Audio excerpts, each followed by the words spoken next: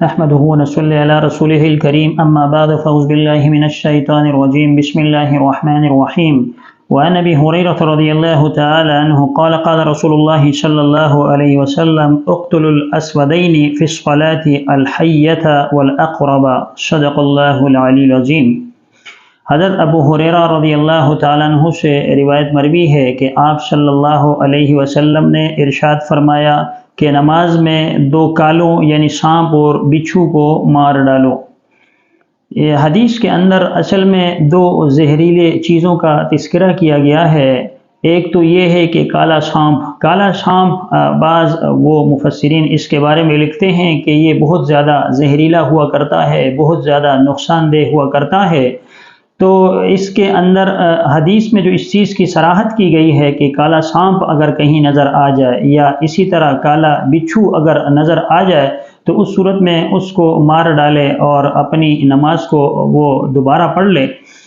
دراصل یہ زہریلی چیزیں ہیں اور حدیث مبارکہ کے اندر حتی الامکان اس چیز کی کوشش کی گئی ہے اور اللہ تبارک و تعالیٰ کی طرف سے اس چیز کی اجازت دی گئی ہے کہ وہ چیز جو انسانی جسم کے لیے ضرر رساں ہو یا وہ چیزیں جو انسان کو نقصان پہنچانے کا باعث بنتی ہوں اس سے حتی الامکان بچانے کی یا اسے روکنے سے منع کیا گیا ہے۔ یعنی اس کی ممانعت آئی ہے کہ ایک آدمی نماز پڑھ رہا ہو، اس کے سامنے بچھو آ رہا ہو یا اس کے سامنے کوئی سانپ وغیرہ آ رہا ہو یا اس طرح کوئی اور زہریلی چیز ہو تو اس صورت میں وہ نماز توڑ سکتا ہے۔ اس کو مباح قرار دیا گیا ہے۔ مباح اس چیز کو کہا جاتا ہے کہ آپ کریں یا نہ کریں اس کے اوپر کوئی مواخذہ نہیں ہوا کرتا۔ تو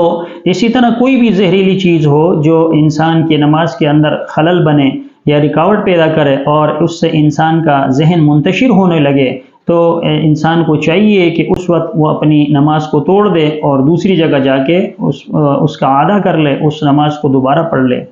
بعض حضرات یہ فرماتے ہیں اس کے بارے میں جو علماء محققین ہے کہ اگر وہ چیز ایسی ہے کہ دو قدم پیچھے ہٹنے پر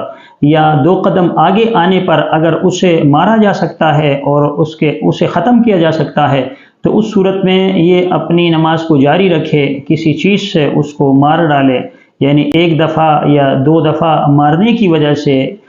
لاٹھی یا اسی طرح کوئی پتھر مارنے کی صورت میں اگر وہ ہلاک ہو جاتا ہے، سانپ ہے یا بچھو ہے یا اس طرح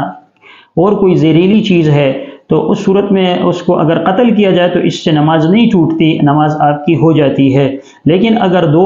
دو مرتبہ سے زیادہ، ایک یا دو مرتبہ سے زیادہ اگر اس کو آپ ماریں گے تو یہ عمل کثیر کا ہونا لازم آئے گا اور اس سے نماز فاسد ہو جائے گی، نماز ختم ہو جائے گی۔ لیکن امام سرخسی رحمۃ اللہ علیہ فرماتے ہیں کہ بہتر طریقہ یہ ہے، افضل طریقہ یہ ہے کہ اس طرح کی کوئی زہریلی چیز یعنی سانپ اور بچھو یا کوئی دوسری اس طرح کی کوئی چیز ہو تو اس صورت میں بہتر یہی ہے، افضل یہی ہے کہ انسان نماز توڑ دے اور اس زہریلی چیز کو کاٹ ڈالے یا اس کو مار ڈالے اور پھر جو ہے تسلی کے ساتھ، اطمینان کے ساتھ جو ہے وہ اپنی نماز کی ادائیگی کر لے۔ تو اللہ تبارک و تعالیٰ سے دعا ہے کہ اللہ تبارک و تعالیٰ مجھے اور آپ کو سمجھنے کی توفیق عطا فرمائے۔ آمین۔ وآخر دعوانا ان الحمد للہ رب العالمین۔